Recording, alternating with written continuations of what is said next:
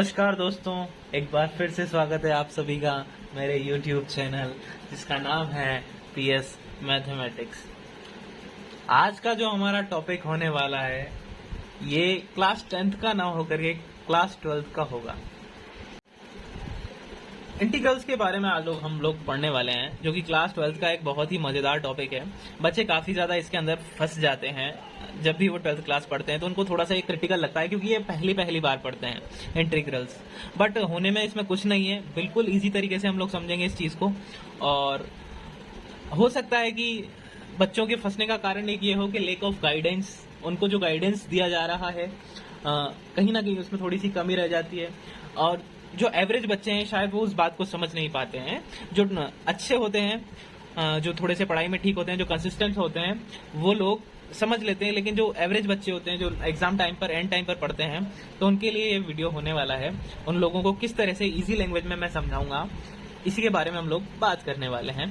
तो देखिए, इंटीग्रल्स जो हमारा टॉपिक है, इस इंटीग्रल जो होते हैं उसे हम बेसिकली बोल सकते हैं कि ये एक एंटी डेरिवेटिव प्रोसेस है। डेरिवेटिव का मतलब यहाँ पर है डिफरेंशिएशन से। जो क्लास 12 के अंदर एक और टॉपिक है जो कि बिल्कुल इंटीग्रल से ही मिलता जुलता है, बस उससे थोड़ी सी उल्टी प्रोसेस उसकी होती है। और मतलब दोनों एक दूसरे के ऑपोजिट होते हैं, मतलब दोनों एक दूसरे के एंटी होते हैं। अगर ये इस रास्ते जा रहा होगा तो ये इस रास्ते जाएगा। क्लियर? तो हम लोग इंटीग्रल्स के बारे में थोड़ा सा समझ लेते हैं पहले, उसके बाद हम लोग इसकी एप्लीकेशंस के बारे में समझेंगे। तो integrals basically anti derivative process. देखिए, मैं आप लोगों को थोड़ा सा हिंट के थ्रू समझाता हूं। मान लीजिए d/dx of sin x equals to cos x। ये मैंने लिखा है डिफरेंशिएशन ऑफ साइन एक्स। कहा गया है कि d/dx it is a operator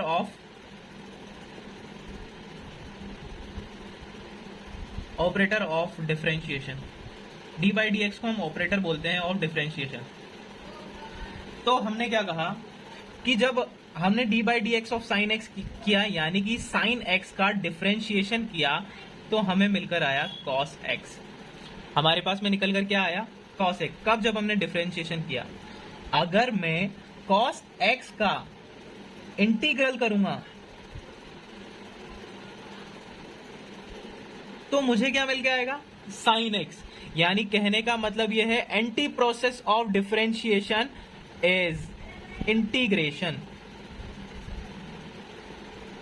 कहने का मतलब यह है, जब मैंने sin x का डिफरेंशिएशन किया तो मुझे cos x मिला, और cos x का जब मैं इंटीग्रेशन करूंगा तो मुझे sin x मिल जाएगा। यानी कि जब मैंने इसका डिफरेंशिएशन किया तो cos x, और cos x का जब मैंने इंटीग्रल किया तो वापस से मुझे sin x मिला। यानी कि दोनों एक दूसरे के उल्टे हैं। क्लियर? मुझे लग रहा है आप लोगों को ये बात क्लियर हो जानी चाहिए अब तक। तो अब आगे बढ़ते हैं इस वीडियो में कि किस तरह से हम लोग जो इंटीग्रल है उसकी एप्लीकेशंस को समझेंगे। चलिए, एक केस और बन के आता है हमारे पास में। आपसे कह दिया कि sin x का डिफरेंशिएशन तो आपने बोल दिया सर कि cos x होता है। अगर आपके पास में ऐसी कोई चीज आ जाए d/dx of sin x plus 2, तो इसका डिफरेंशिएशन क्या होगा? इसका डिफरेंशिएशन भी होगा cos x, क्योंकि आप लोग जानते हैं कि किसी भी कांस्टेंट का जो डिफरेंशिएशन होता है ना, वो 0 होता है। आप लोगों को मालूम है sin x का होगा cos x, एंड जो 2 है उसका 0 हो जाएगा। तो अब आपसे आप कह रहे हैं कि सर के sin x प्लस 2 जो है उसका जो डिफरेंशिएशन है वो cos x है, तो फिर इसका जो इंटीग्रल है वो sin x प्लस 2 होना चाहिए। आप लोगों के दिमाग में ये आ रहा होगा ना। अभी अभी मैंने बोला कि भाई sin x का cos x होगा, cos x का sin x होगा, यानी कि इधर वाला इधर होगा और इधर वाला इधर होगा। तो जब मैंने इसका डिफरेंशिएशन किया तो मुझे ये मिला। अब आप लोग कह रहे हैं कि cos x का जो इंटीग्रल है आप लोग करेंगे तो sin x प्लस 2 मिलना चाहिए ना। बिल्कुल ऐसा ही होता है, लेकिन हम वहां पर इस चीज का अंदाजा नहीं लगा पाते हैं कि यहाँ पर जो कांस्टेंट है वो 2 होगा, 4 होगा, यहाँ पर कुछ भी हो सकता है। तो जब हम इंटीग्रेशन के अंदर इस चीज को पढ़ते हैं, तो जैसे हमने कहा कि cos x जो है उसका इंटीग्रल तो sin x ही है। जो cos x है उसका इंटीग्रल जो है वो तो sin x ही होता है। लेकिन जब हम इंटीग्रेशन करते हैं तो cos x का जब हम इंटीग्रेशन करेंगे cos x का इंटीग्रेशन जब हमने किया तो हम इसे ऐसे लिख देते हैं, cos x का इंटीग्रेशन होगा sin x। लेकिन जब अब आप कह रहे हैं कि cos x का हम लोगों ने किया तो sin x प्लस 2 मिलना चाहिए। जी हाँ, sin x प्लस 2 मिल जाएगा हम लोगों को। कब? जब हमने इसका ये किया तो cos x मिला, तो cos x से जब हम इसका इंटीग्रल करेंगे तो हमको वापस से sin x प्लस 2 मिलना चाहिए। ऐसे ही आपने कह दिया कि d by d x of sine x plus 3 का करोगे तो भी उसका cos x ही मिलेगा। आपके पास में पीछे कोई सा भी कांस्टेंट हो, उसका आपको उससे आपके जो डेरिवेटिव है उस पर कोई फर्क नहीं पड़ेगा, क्योंकि आपका जो डेरिवेटिव होगा वो वही निकल के आएगा जो ऑब्वियसली होता है उसका। क्लियर? तो यहां पर आप कहेंगे cos x dx का वापस से इंटीग्रेशन जब हमने किया तो आप कहोगे कि यहाँ पे sin x प्लस 3 मिलना चाहिए सर, इसका तो ये मिलना चाहिए ना। तो इन कांस्टेंट को हम एक तरीके से लिख देते हैं जिसे हम बोलते हैं c। क्लियर? तो जब भी आप लोग cos x का या फिर किसी भी अदर फंक्शन का आप लोग जब भी इंटीग्रेशन करेंगे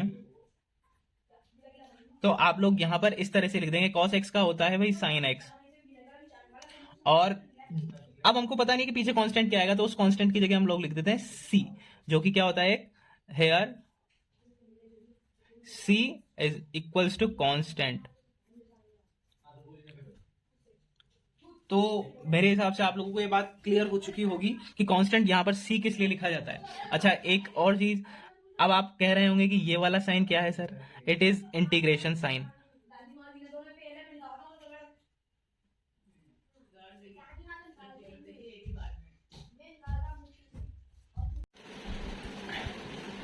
तो आपको इंटीग्रेशन के साइन के बारे में भी पता चल चुका है। अब मैं थोड़ा सा और नॉलेज दे देता हूं आपको, इस साइन, ये साइन कैसे आता है और क्या होता है इसके बारे में। तो ये साइन जब भी दिया जाता है आपको, उसके साथ में आपको यहां पर dx या फिर जो भी इंडिपेंडेंट आपका वेरिएबल होगा वो इसके साथ में आएगा, और यहां पर आएगा आपके पास में कोई भी फंक्शन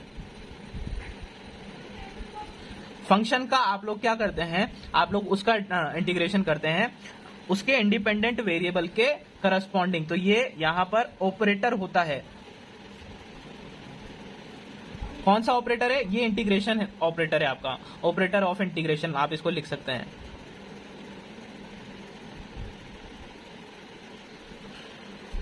ऑपरेटर ऑफ इंटीग्रेशन आप लोगों का क्या होता है, ये इस तरह का एस मार्क वाला साइन, और उसके साथ में आप लोगों को फंक्शन दिया जाता है और इंडिपेंडेंट जो वेरिएबल होगा वो दिया जाता है। क्लियर? अब हम थोड़ा सा जो हम लोगों ने प्रोसेस पढ़ी है उसी के हिसाब से हम लोग समझ लेते हैं। जो डिफरेंशिएशन थे उनकी जो एंटी प्रोसेस हो गई, उनको हम लोगों ने इंटीग्रल्स बोल दिया, तो इनको कुछ जो हमारे फंक्शंस है उनके थ्रू हम लोग समझ लेते हैं। तो आप लोग सबसे पहले ट्रिग्नोमेट्रिक फंक्शंस के हिसाब से मैं आप लोगों को क्या बता रहा हूं, इंटीग्रेशंस, और ये इंटीग्रेशंस आप लोगों को मालूम होने चाहिए।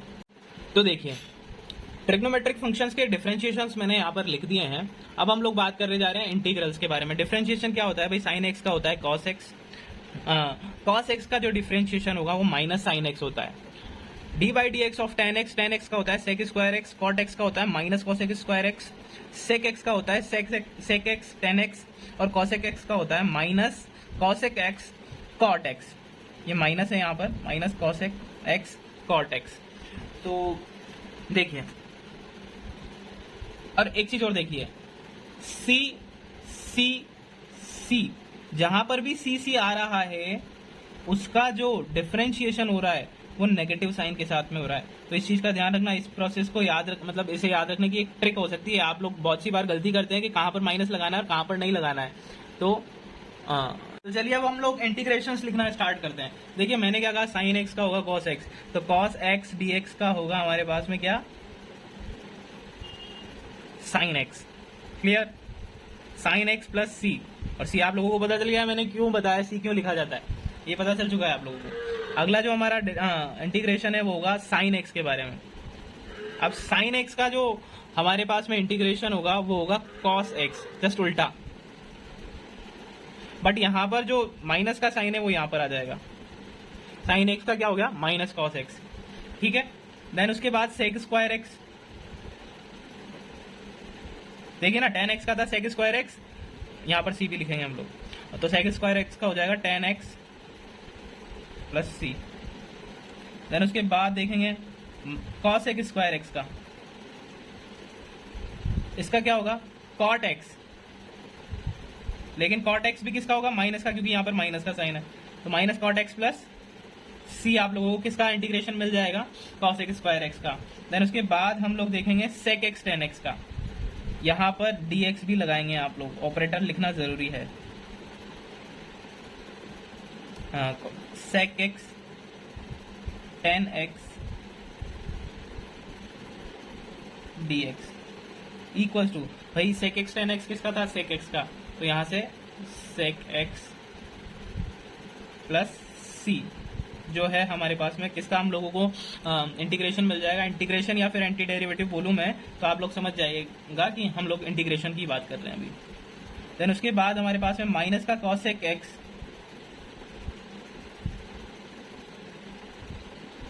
Cot X equals to cosec X plus C, लेकिन ये भी किसका, माइनस का होगा।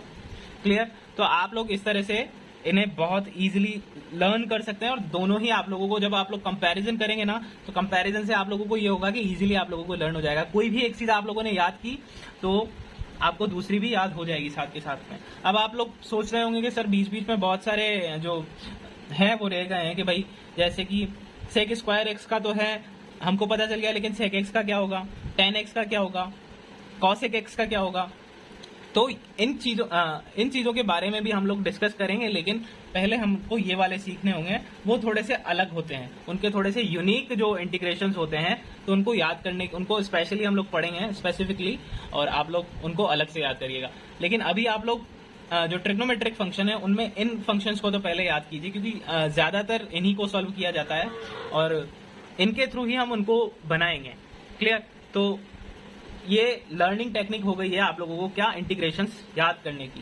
क्लियर है।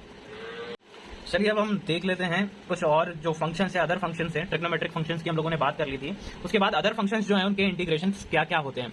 देखिए हम इसे एक जो टेक्निक है उसे लर्न रख सकते हैं कि किस तरह से हम इन फंक्शंस के बारे में ध्यान रखेंगे, कौन कौन से फंक्शंस के इंटीग्रेशंस किए जाते हैं। तो उसे हम लोग आईलेट बोल देते हैं, ILATE।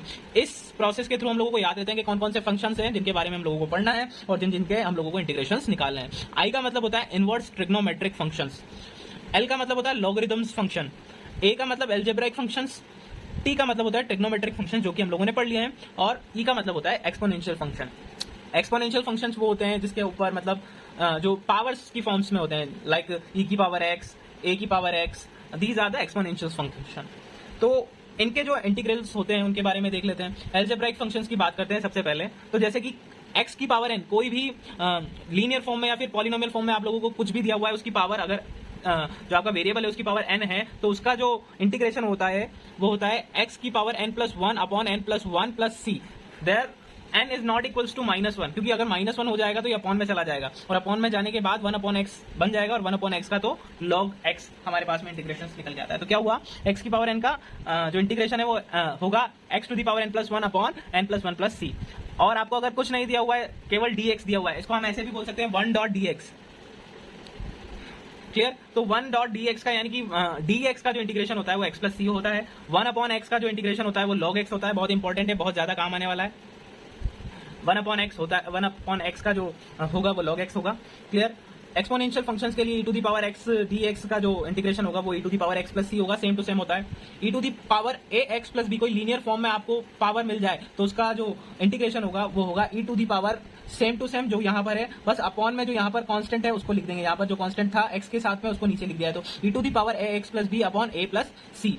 a to the power x का जो हमारे पास में डिफरेंट इंटीग्रेशन होगा वो होगा a to the power x upon log e base x plus C, और जो a to the power p x plus q equal dx equal to a to the power x upon p log e base a plus C. आप लोगों को यहाँ पर क्या मिल जाएगा, इसका इंटीग्रेशंस मिल जाएंगे, जो कि आप लोगों को याद करने पड़ेंगे, आप लोगों को ये लर्न करने पड़ेंगे, इसके बिना कोई काम नहीं चलेगा। फिर उसके बाद इनवर्स ट्रिग्नोमेट्रिक फंक्शन जो हमारे पास में आते हैं 1 upon 1 minus x square dx equal to होता है। देखिए साइन इनवर्स एक्स का जब हम लोगों ने डिफरेंशिएशन पढ़ा था तो वो ये था, और जो cos x था उसका यहाँ पर माइनस लगा दिया जाता था, माइनस हो जाता था। तो यहाँ से इसका रिवर्स प्रोसेस यानी कि जो इसका इंटीग्रेशन होगा वो होगा sine inverse x plus C, और जब भी यहाँ पर माइनस आ जाएगा तो वो होगा कॉस इनवर्स एक्स प्लस सी, या फिर अलग अलग केसेस के लिए हम लोग इसे अलग अलग तरीके से यूज में ले सकते हैं। जब भी एप्लीकेशन होगा तो हम आपको इसके बारे में बताएंगे।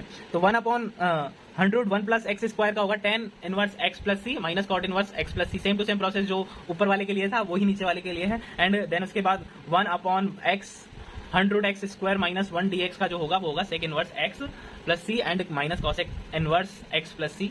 देन उसके बाद हमारे पास में एक इंपॉर्टेंट रूल आता है जो कि जब भी हम लोग क्वेश्चन सोल्व करेंगे तो बार बार काम में लेंगे। अगर कोई भी कांस्टेंट आपको दिया हुआ है उसके साथ में फंक्शन है, मान लीजिए आपको दिया हुआ है एग्जांपल के तौर पर 2 sin x, तो यहाँ पर जो कांस्टेंट आपके फंक्शन के साथ में आया उसे बाहर ले लिया जाता है और अंदर सिर्फ आपके पास में क्या बच जाता है, फंक्शन। क्लियर? तो इसका आप लोग जानते हैं क्या होता है, आप लोग उसे सॉल्व कर लीजिएगा फिर।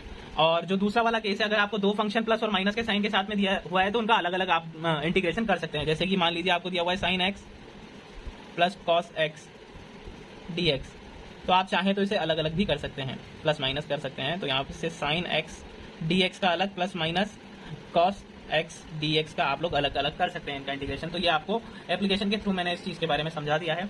तो आगे आने वाली वीडियो के बारे में मैं आप लोगों से डिस्कस कर लूं। अभी हमने इंटीग्रेशन को सिर्फ समझा है, जाना है कि किस तरह से ये काम करता है, किस तरह से ये थोड़ा सा जो डेरिवेशन जो हम लोगों ने डिफरेंशिएशन पढ़ा होगा 12th में, उससे एंटी प्रोसेस जो इसकी होती है और किस तरह से ये दोनों एक दूसरे के ऑपोजिट होते हैं, इस चीज़ के बारे में आप लोगों को थोड़ा आइडिया लग गया होगा। और आप लोगों को ये जो मैंने फंक्शंस लिखवाए हैं इनके इंटीग्रेशन आप लोगों को याद करने ही होंगे, अदरवाइज हमारे पास में कोई ऑप्शन नहीं बनता है 12th क्लास के अंदर। अगर आप लोगों को ये याद नहीं है तो आपका इंटीग्रेशन फिनिश है, आप लोग इसमें मार्क्स कभी भी गेन नहीं कर पाएंगे। तो पहले आप लोगों को ये लर्न करना ही होगा। तो उम्मीद करता हूँ आप लोगों को ये वीडियो थोड़ा पसंद आया होगा। अगर आया है तो लाइक कर दीजिए, इसे सब्सक्राइब कर लीजिए चैनल को, और आगे भी इसी तरह के इंटरेस्टिंग वीडियोस को देखने के लिए बेल आइकन पर प्रेस कर दीजिए। धन्यवाद।